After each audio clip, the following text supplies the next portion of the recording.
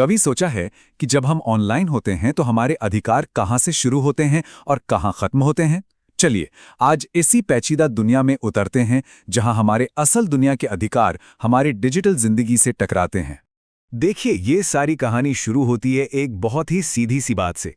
संयुक्त राष्ट्र का कहना है कि सिर्फ इसलिए कि हम इंटरनेट पर हैं, हमारे बुनियादी अधिकार कहीं गायब नहीं हो जाते। यही वो नियम है जो हमारी पूरी चर्चा की नींव है। और बस यहीं पर मामला थोड़ा पेचीदा हो जाता है। हर दिन एक नया ऐप आ रहा है, एक नया एल्गोरिदम, एक नया गैजेट। तो सवाल ये है कि इस लगातार बदलती दुनिया में हम उन अधिकारों को बचाएं तो बचाएं कैसे? तो टेक्नोलॉजी को ना एक दो-धारी तलवार की तरह समझिए। एक तरफ ये हमें कमाल के तरीकों से ताकत देती है और दूसरी तरफ ये ऐसे खतरे पैदा करती है जिनके बारे में हमने कभी सोचा भी नहीं था। चलिए इसके दोनों पहलुओं को जरा खोल कर देखते हैं। तो एक तरफ तो इंटरनेट कमाल का है ना? ये हमें अपनी बात कहने, बदलाव के लिए इकट्ठा होने और यहाँ तक कि सिस्टम को जवाबदेह ठहराने की भी ताकत देता है। लेकिन सिक्के का दूसरा पहलू भी है। यही टेक्नोलॉजी सरकारों को हम पर नजर रखने, विरोध को कुचलने और खतरनाक गलत सूचना फैलाने का एक बहुत बड़ा हथियार भी देती है। तो सवाल ये उठता है कि इस डिजिटल दुनिया को चला कौन रहा है? बागडोर असल में किसके हाथ में है?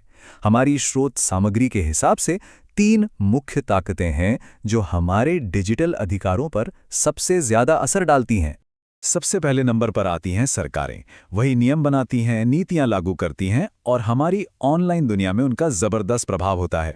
जैसे सरकारें अक्सर राष्ट्रीय सुरक्षा का हवाला देकर इंटरनेट ही बंद कर देती हैं। हमने देखा है ना, कई प्रोटेस्ट के दौरान ऐसा होता है।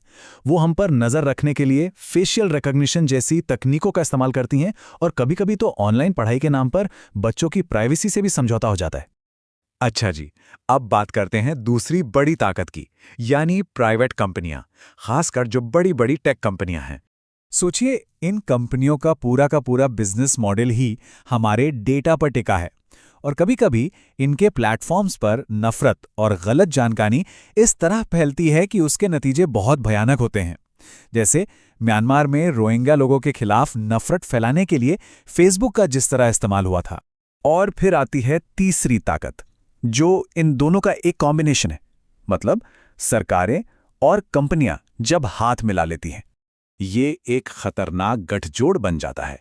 जब कोई कंपनी सरकार को जासूसी करने वाली टेक्नोलॉजी बेचती है या जब कोई सोशल मीडिया प्लेटफॉर्म सरकार के कहने पर कोई कंटेंट हटा देता है। और सबसे डरावनी बात यह है कि इस पर अक्सर कोई पब्लिक निगरानी नहीं होती। तो इन सब खतरों के बीच क्या कोई नियम पुस्तिका है? क्या कोई रूल्स हैं? हाँ, बिल्कुल हैं। अंतर्राष्ट्रीय मानवाधिकार कानून हमें एक ढांचा देता है, एक रूल बुक, जिससे हम इन चुनौतियों का सामना कर सकते हैं। किसी भी अधिकार को सीमित करने से पहले एक कानूनी टेस्ट पास करना होता है। इसे कहते हैं 3 पार्ट टेस्ट। और ये समझना बहुत जरूरी है। चलिए इसे एक एक करके समझते हैं। पहला, क्या पाबंदी लगाने के लिए कोई साफ सुथरा कानून है? दूसरा, क्या इसका कोई जायज कारण है, जैसे पब्लिक हेल्थ की रक्षा करना? और तीसरा, जो कि सबसे जरूरी है, क्या ये पाबंदी जरूरत से ज्यादा सख्त तो नहीं? मतलब क्या उस लक्ष्य को पाने का कोई कम नुकसानदेह तरीका था? और ये जो कोड है ना, ये इस बात को एकदम साफ कर देता है। पूरे देश में इंटरनेट बंद कर देना लगभग हमेशा इस आवश्यक और आनुपातिक वाले टेस्ट में फेल हो जाता है। क्यों? क्योंकि ये बहुत कठोर है और बहुत सारे बेकसूर लोगों को प्रभावित करता है। चलिए अब इन सारे नियमों को एक बहुत ही जरूरी और असली मुद्दे पर लागू करके देखते हैं। ऑनलाइन दुनिया में बच्चों के अधिकार। डिजिटल दुनिया बच्चों के लिए कुछ अलग ही तरह के खतरे लेकर आती है। साइबर बुलिंग और ऑनलाइन शोषण से लेकर ऑनलाइन क्लास के दौरान उनके डेटा के गलत इस्तेमाल तक, ये असली खतरे हैं जिनके असल दुनिया में गंभीर नतीजे होते हैं। और यहाँ भी देखिए, वही सीधा सा नियम लागू होता है जो बाल अधिकारों पर कन्वेंशन जैसे मौजूदा मानवाधिकार कानून है, वो ऑनलाइन दुनिया पर भी पूरी तरह लागू होते हैं। हमें कोई नया पहिया बनाने की जरूरत नहीं है, हमें बस उन कानूनों को ठीक से लागू करना है जो हमारे पास पहले से हैं। तो अब हम आते हैं इस पूरी चर्चा के आखिरी और शायद सबसे जरूरी सवाल पर, भविष्य का क्या? टेक्नोलॉजी की रफ्तार तो कम होने वाली नहीं है, ये और तेजी होगी। तो बड़ा सवाल यही है कि हमारे डिजिटल अधिकारों का अगला पन्ना कौन लिखेगा? सरकारें, कंपनियां या फिर हम सब मिलकर? ये एक ऐसा सवाल है जिसका जवाब देने में हम सबकी एक भूमिका है।